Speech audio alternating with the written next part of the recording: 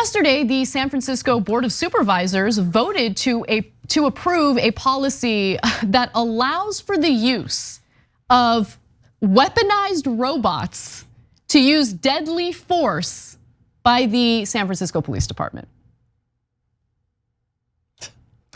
So, I saw a movie about that once. Yeah, we've had really great experiences with absolutely no unintended consequences with drone strikes and things like that abroad. So why not use like robots to kill people here within our own borders? How great. No, this is a terrible, terrible idea. And there's a big update to it. But before we get to that recent update, here's what happened. So this year, a new California law requires every municipality in the state to list and define the authorized uses of all military-grade equipment in their local law enforcement agencies. Now, as we know, law enforcement agencies have become increasingly militarized, and it is a symptom of our military spending. We have the Defense Department that's just swimming in military weaponry. They have so much, they don't know what to do with it. So I believe it's called Section 330 that allows for local police departments to buy said military grade weaponry for their own departments. And that's become such a problem that in California, which is kind of shocking because there have been a lot of really bad laws recently, but this is actually a good law that I totally agree with. We should be able to take stock of what these police agencies are up to and what kind of weaponry they're using. Now, during their November 29th meeting, the Board of Supervisors voted on a policy governing the funding, acquisition, and use of certain law enforcement equipment. The policy, which will apply to the San Francisco Police Department's 12 existing law enforcement remote-controlled robots, determines whether or not the bots will be allowed to use lethal force against residents of the city. Now, the original draft of the San Francisco Police Department's policy didn't say anything about the robots at all. Seems like they were trying to, hide it maybe a little bit. Maybe it was just a mistake, who knows? It was a robot in disguise. Maybe, maybe, I don't know if we want to give them the benefit of the doubt. I'll give you the details, you guys decide for yourselves. Aaron Peskin, a member of the city's Board of Supervisors, added a line to the San Francisco Police Department's original draft policy that stated, quote, robots shall not be used as a use of force against any person.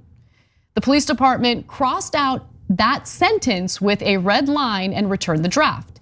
Their altered proposal outlines that robots will only be used as a deadly force option when risk of loss of life to members of the public or officers are imminent and outweigh any other force option available to the San Francisco Police Department.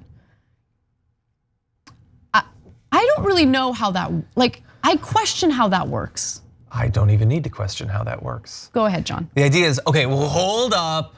Don't worry, everybody. We're not gonna willy-nilly dispatch the hunter-killer drones. We're only gonna do it if the cops are afraid that they might be hurt. Welcome to America. We know how that works in practice. Yeah, the cops aren't supposed to use their handguns unless they're afraid they're about to be killed. Their risk assessment is so out of whack with any other rational human being. They're literally the scare. Look, whether they're individually predisposed psychologically to be afraid, I cannot say. Whether it's just the way that they're trained or whether it's risk aversion as a policy inside of the departments or some sort of toxic stew of all three of those things, I don't know. But the end result is that they always err on the side of protecting themselves, even if it results in the needless loss of innocent civilian life. Yeah. And now they're gonna be able to do it even worse. And they're gonna do it, the robots allow you to exert force in areas where you won't even have to risk a human life.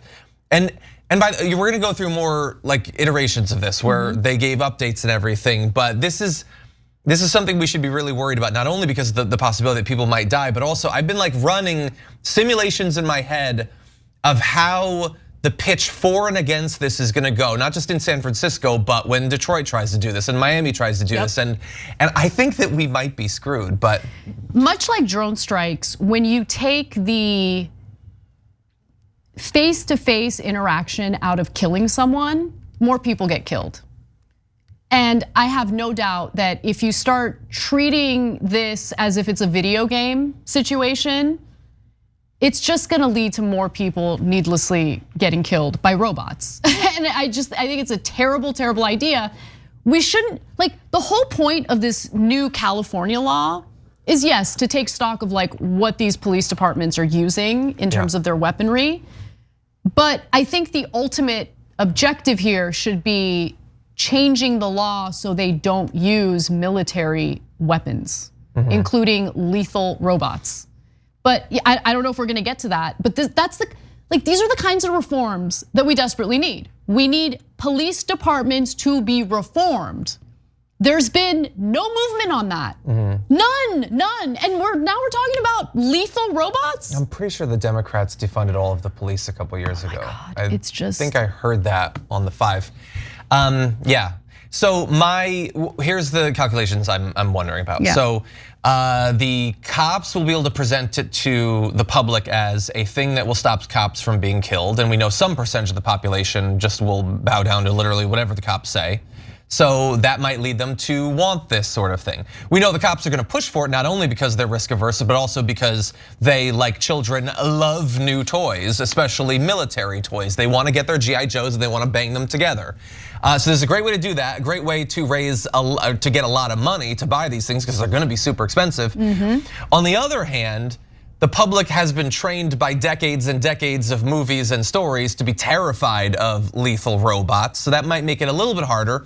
And maybe you could convince the cops that if they begin to open the door to robots taking over their main tasks, brutalizing the public, that they might lose their jobs. So maybe we could get cops on our side because they want to be the ones with their boot on someone's head and not like a robo boot. I don't know. There's a lot of things working across currents. That's an interesting strategy. I don't know if it would work. I don't think I should be the messenger for it, as the last minute or so is probably demonstrated, but I think somebody more diplomatic could probably do it. Maybe. Now, some more details on this. So Peskin, that's a member of the city's board of supervisors, says much of the military-grade equipment sold to cities for police departments to use was issued by the federal government, yes, because of the military surplus, we know this.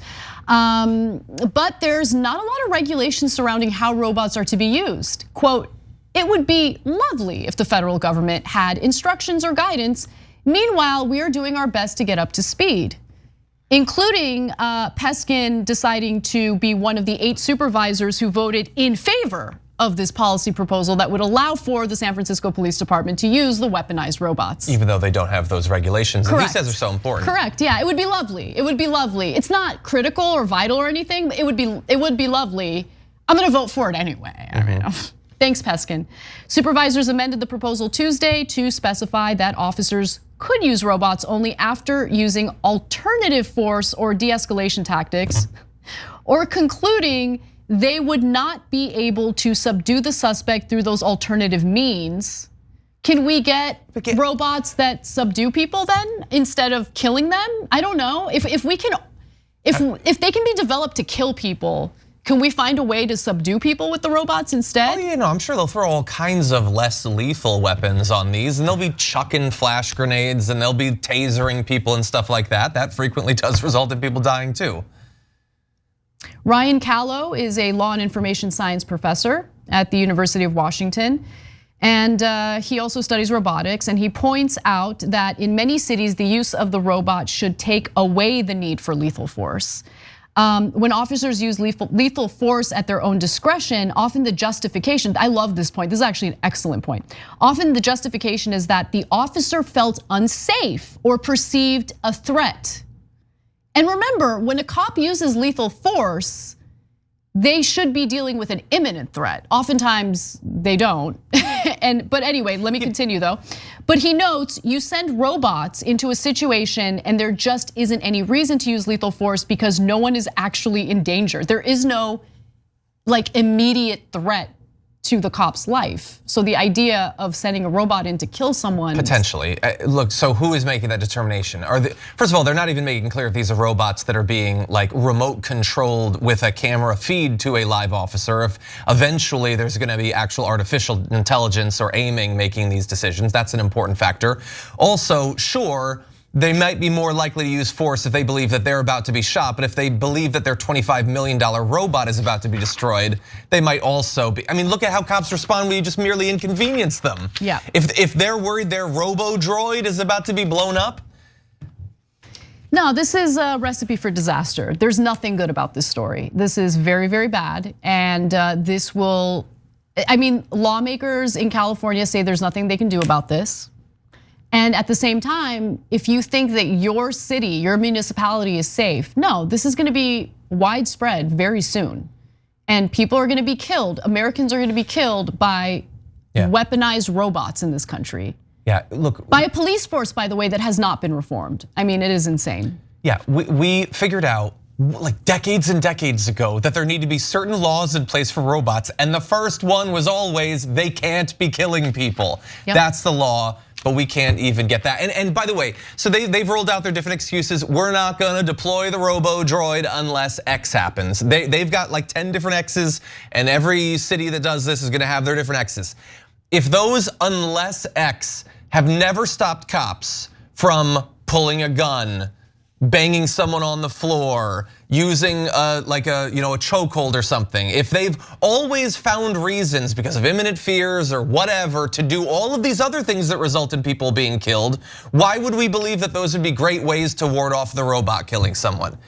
Yeah. We will not draw our gun unless, well, we tried to taser him and it didn't work. Somehow people get shot every single day. Yep. So it turns out that those are not that difficult barriers to pass.